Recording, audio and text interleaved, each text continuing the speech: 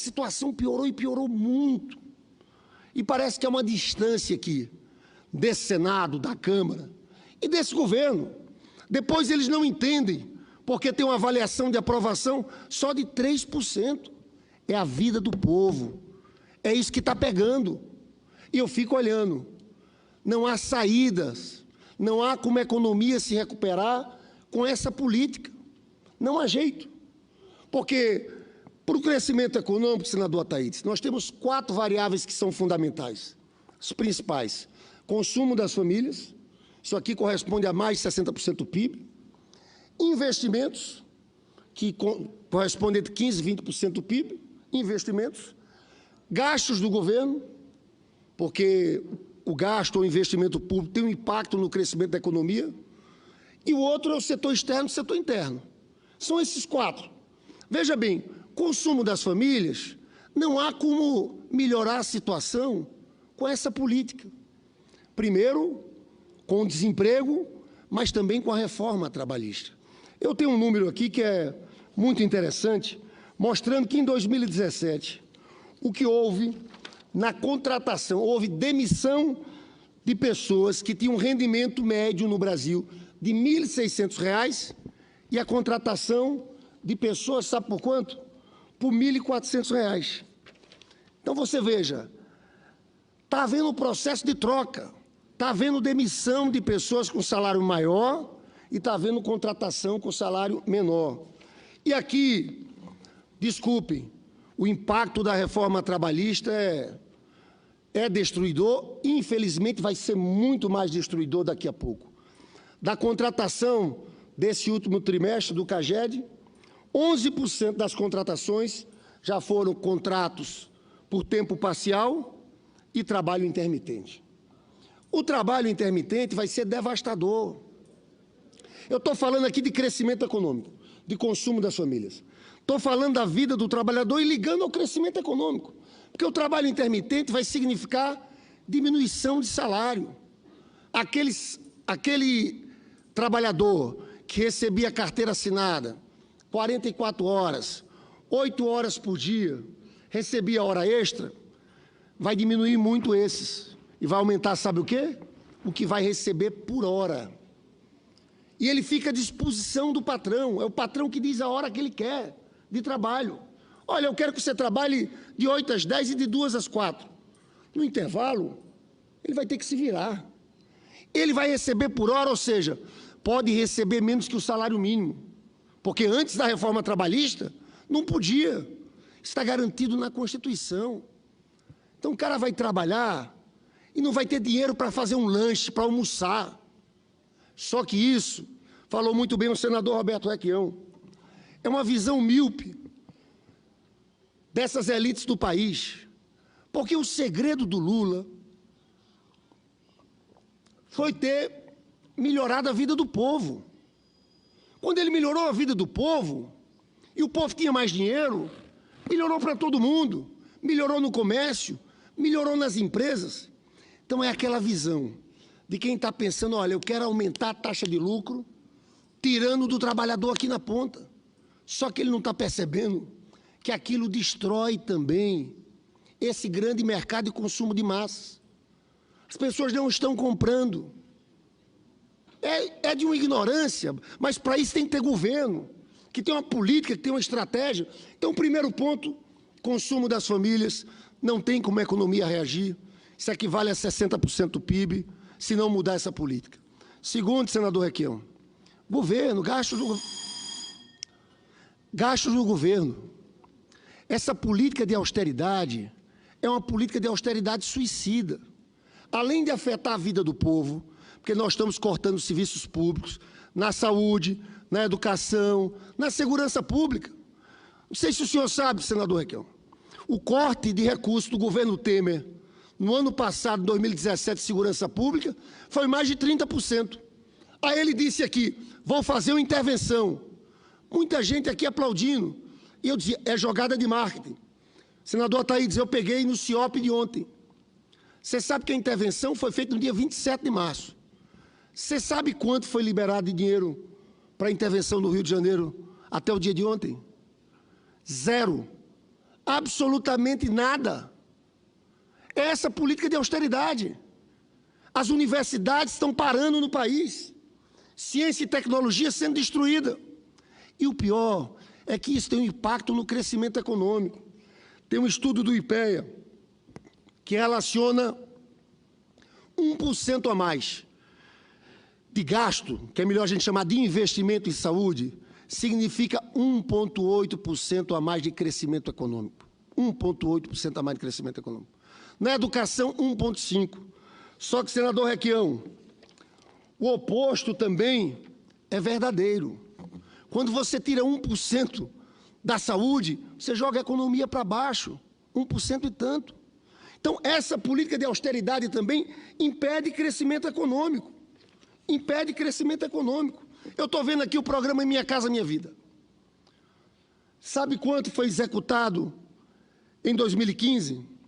20,7 bilhões. Sabe quanto em 2017? 3,6 bilhões. E o pior, tiraram a faixa 1, diminuiu muito a faixa 1. Então, isso aqui, volto a dizer, é destruidor para a vida das pessoas, mas impede a recuperação da economia. Vou entrar no outro ponto, que é fundamental para o crescimento econômico, investimento. Senador Roberto Requião, o que está acontecendo no país é uma loucura tão grande. Eu, sinceramente, esse pessoal é de uma fragilidade, eles sabem que estão destruindo o país, mas veja bem, investimento, nós temos investimento público e privado, chegou a 21% do PIB, está menos de 15%. Agora, e os investimentos públicos no orçamento da União? O corte é de 45%, de 2016 para 2017. Por quê? Por causa da política de austeridade. E aí todo mundo diz que investir, todo mundo com razão. Você pegar economista de direita, de centro ou de esquerda, ele fala, investir em infraestrutura é algo fundamental. Há um consenso. Estão cortando 45% em um ano. É algo draconiano. Concedo a parte ao senador Roberto Requião. Senador, o exemplo clássico desses economistas liberais é o da dona de casa. Então, eles dizem, a dona de casa não investe nenhum tostão além da sua receita. Nós estamos governando o Brasil como uma dona de casa responsável, cuida da economia doméstica. Mas isto não é verdade, porque na economia capitalista, o crédito é a base de todo o desenvolvimento. Se não há o endividamento, se não há o crédito, a economia para. E o problema da dona de casa é que ela deve investir adequadamente. Se ela, por exemplo, está com uma crise familiar, não tem receita, e resolve se endividar comprando ornamentos para a sala, um lustre de cristal para pôr na copa, ela está aumentando a sua dívida e aumentando a insolvência da família.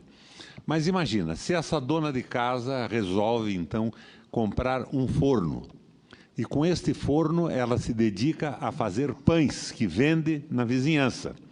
Então, ela está fazendo um investimento produtivo. Com a venda desses pães, ela aumenta a renda da família. E aumentando a renda da família, ela acaba com o problema da inadimplência. Então, não é essa história de não endividar como princípio básico da boa economia. É investir adequadamente. O país tem que investir em infraestrutura, porque a infraestrutura possibilita o crescimento da economia. O país não pode vender empresas públicas, porque vendendo ações de empresas públicas, ele não cria nenhum novo investimento, por exemplo, no setor elétrico ou no setor de saneamento básico. Mas os compradores das ações vão pressionar o Estado e a empresa para aumentar o preço do serviço prestado para se ressarcir do dinheiro que investiram na empresa. Então, quem vai pagar o custo disso é a sociedade, que vai ter uma energia cara, não vai ter expansão na oferta de energia e não vai ter expansão do tratamento de água e esgoto. Então, é uma estupidez essa história de dizer que não se pode investir numa época de crise. Numa época de crise, só o Estado investe, porque capitalista algum vai investir, por exemplo, numa fábrica, para produzir um bem que não tem demanda. Na crise, só o Estado tem a capacidade de investir, porque ele não procura a demanda imediata e o lucro pelo bem que ele produz. Ele está investindo para viabilizar a volta do crescimento econômico da sociedade. Ele está criando empregos e salários, ele está recriando a demanda. E é isso que nós estamos vendo no Brasil hoje. Eles estão esperando que investimentos de estrangeiros, que a venda de terrenos, que a concessão de serviços públicos resolva o problema. Eles estão acabando com o governo brasileiro. E outra coisa maluca, dizem eles, não, desregulamentamos o trabalho, acabamos com os privilégios da CLT, mas o brasileiro é muito criativo e inventivo. O brasileiro está vendendo quentinha na esquina. Existem empregos informais. Emprego informal não tem poder aquisitivo. O emprego informal tem um salário baixo, reduz o salário, e, além disso, não tem acesso ao crédito. O crédito só é dado para quem tiver a garantia de uma carteira assinada, que significa que vai poder pagar, porque estrutura financeira alguma vai dar crédito para quem não tem a garantia do ingresso de recursos em função do seu trabalho. Eles estão acabando com o Brasil. E o exemplo da Argentina, é claro. A Argentina é hoje o Brasil depois da manhã. Eu agradeço, senador Roberto Requião. Eu queria, indo para a conclusão do discurso, talvez mais 3 minutos eu encerro, dizendo, senador Roberto Requião, que o que está acontecendo é o inverso do que aconteceu em 2008 com o governo do presidente Lula. O presidente Lula, nós vamos fazer o lançamento do programa de governo dele, da candidatura dele agora em maio. Nós vamos registrar a candidatura dele no dia 15 de agosto e vamos mostrar para o povo brasileiro que esse país pode voltar a crescer. Agora, o caminho é o oposto. O caminho primeiro é melhorar a vida do povo. O que Lula nos ensinou é o seguinte: você melhorando a vida do povo, do trabalhador, do mais pobre, ele tem capacidade de consumir, aquilo melhora o comércio, melhora a economia. Fazer o oposto. Nós vamos começar revogando a reforma trabalhista, fazendo um referendo popular para revogar essa reforma trabalhista criminosa, que possibilita o trabalhador de receber menos que um salário mínimo, receber por hora. Esse é um ponto. O segundo ponto é fazer como Lula fez em 2008. Ao invés de um ajuste fiscal draconiano, fazer política fiscal anticíclica. No meio daquela crise de 2008, ele aumentou o gasto social, que é investimento social, em 10%. O governo foi para frente, porque a economia tinha que reagir. A Petrobras investiu, sabe quanto? 99 bi naquela época. Sabe quanto está agora, senador Requião? 43 bi. As estatais foram investir. Agora eles só querem falar de privatização. Os bancos públicos foram emprestar. Os bancos públicos hoje estão imobilizados. Nós vamos apresentar um programa para o país que fale em tributação de grandes fortunas, tributar lucros e dividendos. Eu sou autor de um projeto e o senador Requião é autor de outro projeto sobre esse ponto. Na verdade, se você instituísse 15%, senador Requião, de tributação de lucros e dividendos, o seu projeto é diferente, o governo teria uma arrecadação de 51 bilhões. Hoje, nesse país, quem paga imposto é trabalhador e classe média. Os multimilionários não pagam impostos. O meu projeto estabelece 30%, porque 15% era o que existia na época anterior ao Fernando Henrique, ele reduziu a 0. Agora, nós estamos com uma falta de recursos incrível. Então, se nós tributamos os ganhos de capital, os lucros de capital em 30%, nós estamos devolvendo isso para o Estado, que pode aplicar nas políticas sociais, no investimento da infraestrutura do Brasil. É um imposto mais pesado em cima dos grandes ganhos, dos mais ricos, para viabilizar a volta do emprego e o crescimento da economia do país. Eu acho que agora tinha que ser 30 mesmo. Porque os banqueiros estão ganhando fortunas. Você veja, o país está acabando e os lucros do Bradesco, do Santander, os lucros do Itaú são fantásticos. E esses lucros são transferidos para os sócios privados isentos de impostos, o que só acontece no Brasil e na Estônia. É que hoje eu não tenho tempo, senador Requião. Sobre os bancos tem uma coisa que é juros sobre capital próprio, que é uma jabuticaba, que só existe aqui no Brasil, para beneficiar os bancos. Senador Thaís, na sua comissão, você tinha que adentrar sobre isso. juros sobre capital próprio. Encerro aqui meu pronunciamento, porque não tenho mais tempo. Quero voltar a próxima semana, falando sobre o programa de governo de Luiz Inácio Lula da Silva, que vai ser o nosso candidato registrado no dia 15 de agosto. Agradeço, Vossa Excelência. E pela ordem, presidente. Pela ordem, senadora Ana Amélia. Todos cantam a sua terra, eu também vou cantar a minha. É assim que começa o poema. Mas eu estou aqui muito